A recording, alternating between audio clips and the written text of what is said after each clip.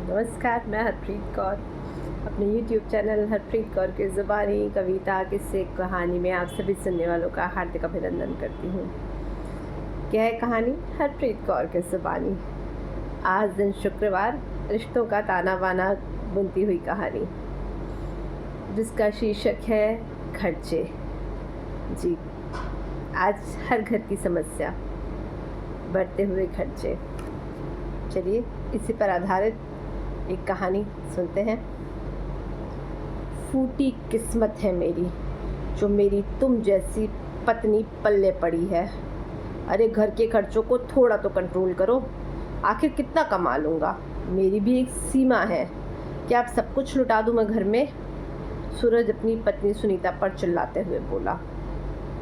मुझे ये सुनाए जा रहे हो, एक तो ढेले भर का ही कमाते हो, उसमें भी बचत के लिए कह रहे हो। आखिर इस महंगाई के दौर में मैं कहाँ से बचत करूं? सुनीता भी बराबर जवाब देते हुए बोली। अरे कम से कम पहले बचत तो होती थी, अब तो वो भी नहीं है। अचानक कोई खर्चा आ गया तो कुछ भी नहीं है। ऐसा तो नहीं है कि कमाई कम हो गई है, कमाई तो मेरी उतनी ही है, लेकिन फिर भी महीने के आखिर में खर्चों को लेकर चिक शुरू हो जाती है, सूरज ने कहा।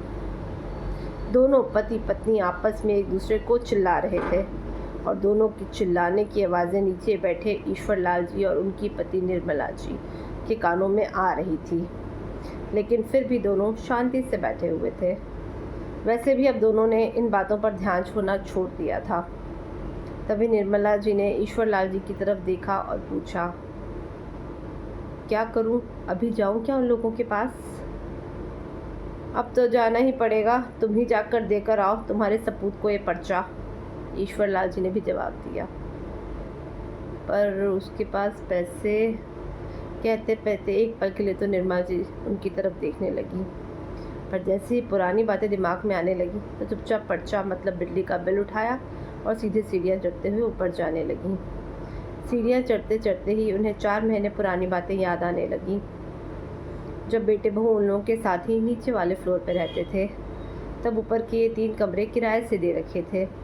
इसके अलावा ईश्वर लाल जी की भी अच्छी खासी पेंशन आती थी, जिससे उनका गुजर बसर अच्छे से हो जाता था और उन्हें अपने खर्चों के लिए सूरज पर निर्भर नहीं होना पड़ता था। ईश्वर लाल जी के घर का अधिकतर खर्चा उठा लेते थे और सूरज तो महीने की एक मुश्त 10,000 रुपये देकर फ्री हो जाता था।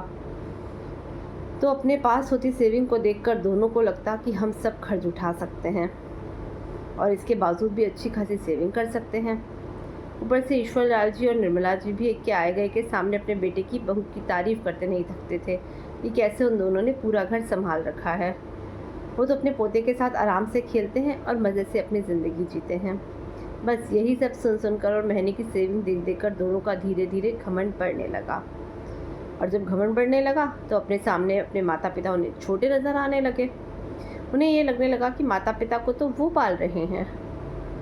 इसके चलते उन लोगों ने धीरे धीरे माता पिता का अपमान तक करना शुरू कर दिया, उनके खर्चों पर रोक टोक करना शुरू कर दिया। निर्मला जी की आदत थी, वो हर पूर्णिमा को एक ब्राह्मण जोड़े को खाना ज़रूर खिलाती थी। एक दिन जब ईश्वर लाल जी घर पे नहीं थे, तब निर्मला जी मंदिर में रहने वाले ब्राह्मण जोड़े को भोजन के लिए बुलाने के लिए जा रही थी कि तभी सुनीता ने टोक दिया, मम्मी जी ये क्या फालतू की आफत पाल रखी है आपने? हर पूर्णिमा पर भोजन कराना ज़रूरी है क्या? कितना फालतू खर्चा हो जाता है, आपको कुछ पता भी है? ये सुनकर निर्मला जी कुछ कहने को हुई तो सूरज भी उसकी हाँ में हाँ मिलाते हुए बोला, मम्मी सही तो कह रही है वो, ऐसी फालतू चीज़ों पर खर्चा क्यों करती हो? अब तो छोड़ दो ये सब चीज़ें। सूरज को ऐसा कहते देखकर निर्मला जी चुप हो गई।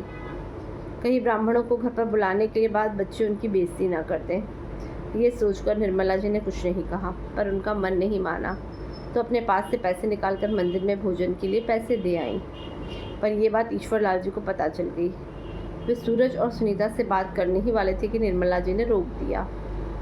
इसी तरह एक दिन निर्मला जी ने ईश्वर लाल जी से कहा, मैं क्या कह रही जी, अपनी मानसी को आए बहुत दिन हो गए हैं, अब तो उसकी याद आने लगी है, सोच रही हूँ कि उसे 7-8 दिन के लिए अपने पास बुला लूँ। ये सुनकर ईश्वर लाल जी हंसते हुए बोले, तुम्हारी बेटी भी तुम्हारी तरह है, अपने ससुराल में रमी हुई है, इतने दिन के लिए आएगी भी? मैं एक काम करती हूँ, उसे फ़ोन लगाकर बोल देती हूँ, फिर वो जितने दिन के लिए कहेगी उस हिसाब से मेन्यू डिसाइड कर लेती हूँ और फिर उस हिसाब से सामान भी मंगा लेती हूँ। अपने हाथों से अपनी बेटी को बनाकर खिलाऊंगी। अभी वो दोनों बातें कर ही रहे थे कि सुनीता ने सुन लिया। बस फिर क्या था, सूरज और सुनीता तमतमाते हुए ईश्वर लाल जी के कमरे में आए और बोले, पापा मैं क्या सुन रहा हूँ, आप मानसी को 8-10 दिन के लिए यहाँ बुला रहे हैं? हाँ बेटा, तेरी मम्मी कह रही है बहुत दिनों से मानसी नहीं आई है, इसलिए हम दोनों अभी यही डिसाइड कर रहे थे कि बस आप लोग तो दुनिया को फालतू समझते हो, यहाँ बैठकर बस फालतू के प्लान बनाते रहते हो, एक बार हमसे पूछ तो लेते। सूरज ने कहा, बेटा कैसी बातें करता है तू अपने पापा से, और तुझसे क्या पूछते, अपनी बेटी को बुलाने के लिए भी तुझसे इजाज़त लेनी पड़ेगी क्या? निर्मला जी ने कहा, हाँ बिल्कुल लेनी पड़ेगी, खर्चा हम लोग करते हैं, आपकी तरह यहाँ बैठकर मुफ्त का नहीं खाते, सुनीता ने कहा। ये सुनकर ईश्वर लाल जी और निर्मला जी दोनों सकते में आ गए। 1 मिनट, तुम्हें एक गलतफहमी कैसे हो गई कि तुम लोग हमारा खर्चा उठाते हो? अगर हम ये कहते हैं कि हमारे बेटे बहू ने पूरा घर संभाल रखा है, इसका मतलब ये नहीं कि सारे खर्चे तुम उठाते हो। और अगर इतनी गलतफहमी है ना, तो अपनी अपनी शराफत से अपने आप अलग हो जाओ, हम अपना खर्चा खुद उठा लेंगे, ईश्वर लाल जी ने भी कहा। हाँ तो कौन रह जाता है आपके साथ, हम तो खुशी खुशी अलग हो जाएंगे, आखिर फ्री का पैसा नहीं आता हमारे पास, मेहनत करनी पड़ती है उसके लिए, कब तक आप लोगों का खर्चा उठाते रहेंगे, और फिर भी कोई एहसान तो है नहीं, सूरज ने कहा। ईश्वर लाल जी ने भी जवाब दिया, ठीक है बेटा, जैसी तुम्हारी मर्जी, कहकर ईश्वर लाल जी ने उसी समय किराएदारों को घर खाली करने के लिए कह दिया। जब 3 दिन बाद किराएदारों ने घर खाली किया और उसके बाद सूरज और सुनीता ऊपर वाले घर में शिफ्ट कर दिया और खुद निर्मला जी के साथ नीचे रहने लगे। शुरू में तो दोनों को बहुत अच्छा लगा, वो दोनों और उनका छोटा सा बेटा, बस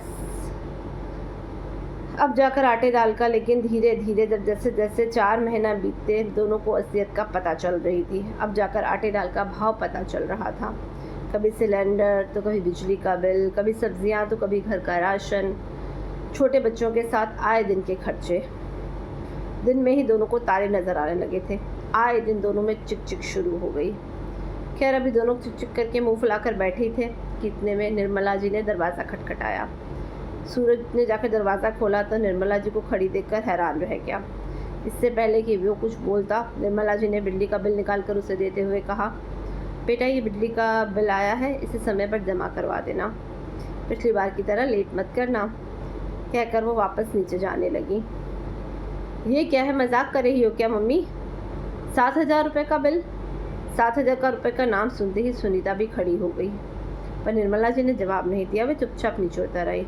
अब सूरज और सुनीता भी उनके पीछे पीछे नीचे आ गए और आते ही सुनीता बोली, ये क्या है पापा जी, आपने ये बिजली का बिल हमारे पास क्यों पहुंचा दिया? हम क्यों आपका बिल भरेंगे भला? बिजली आप फूको और पैसे हम दे। उसकी बात सुनकर ईश्वर लाल जी बड़ी ही शांति से बोले, देखो बहू, हमारे हिस्से का बिल हम दे रहे हैं, ये तो तुम्हारे हिस्से का बिल है। तुम शायद भूल रही हो कि दोनों माले के मीटर अलग अलग हैं।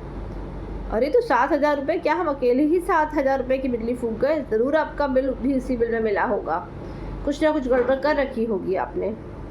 सुनीता अभी भी मानने को तैयार नहीं थी। ईश्वर लाल जी मुस्कुरा कर बोले, बहू बिजली वाले को बुला लो, वो चेक करके बता देंगे। ये जो तुम रात रात भर टीवी देखती रहती हो, एसी चलाकर छोड़ जाती हो, बिना ज़रूरत के भी हमारे कमरे में लाइट जलती रहती है, बिना ज़रूरत के भी हर कमरे में लाइट जलती रहती है, तो बिजली का बिल तो इतना आएगा ही ना। वैसे भी 7,000 तो बहुत कम है, कई बार तो 9-10 हज़ार का बिल आता था। अब तो सुनीता की आवाज़ तक नहीं निकल रही थी, इधर सूरज से भी कुछ कहते नहीं बन रहा था। फिर सूरज ने थोड़ी हिम्मत करके कहा, पापा हमें अपनी गलती का एहसास है, क्या हम लोग वापस पहले की तरह साथ रह सकते हैं? ये सुनकर ईश्वर लाल जी ने कहा, नहीं बेटा, मैं ये गलती अब नहीं करूँगा, जब तक जिंदा हूँ स्वाभिमान से ही रहूँगा। मैं तुम दोनों के गलतफहमी पालने का मौका बिल्कुल नहीं दूंगा कि तुम लोग हमें पाल रहे हो। इससे ज़्यादा मैं कुछ नहीं कहना चाहता। अगर तुम दोनों की बातें हो गई हों तो तुम दोनों जा सकते हो। हम दोनों पति पत्नी को यहाँ पास मंदिर में जाकर ब्राह्मणों को भोजन के लिए बुलाना है, हमारे पास वक्त नहीं है।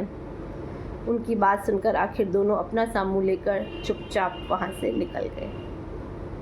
जी, यही थी कहानी खर्चे। कहानी की लेखक का नाम तो मुझे नहीं पता, फेसबुक से स्क्रॉल करते वक्त ली है। कहानी के नीचे लिखा हुआ है लक्ष्मी कुमावत, शायद उन्हीं की लिखी हुई कहानी है। कहानी कितना सुंदर संदेश दे रही थी अगर समझा जाए तो। हर घर की ये कहानी बन चुकी है। एक दूसरे के लोग खर्चे गिनाते हैं, हर सदस्य को लगता है दूसरे सदस्य के खर्चे ज़्यादा हैं। तो रुकिए, ठहरिए ज़रा। पैसा हाथ का मैल है, आएगा जाएगा, कभी कम कभी ज़्यादा। रिश्ते बहुत खूबसूरत होते हैं, ज़िंदगी को ज़िंदगी बनाते हैं रिश्ते। इन्हें खूबसूरती से निभाइए और ज़िंदगी का मज़ा लीजिए। सुंदर संदेश देती हुई कहानी। बहुत शुक्रिया। अगर कहानी पसंद आई तो लाइक कमेंट करें और मेरा चैनल सब्सक्राइब करें। हरप्रीत कौर की ज़ुबानी, कविता, किस्से, कहानी।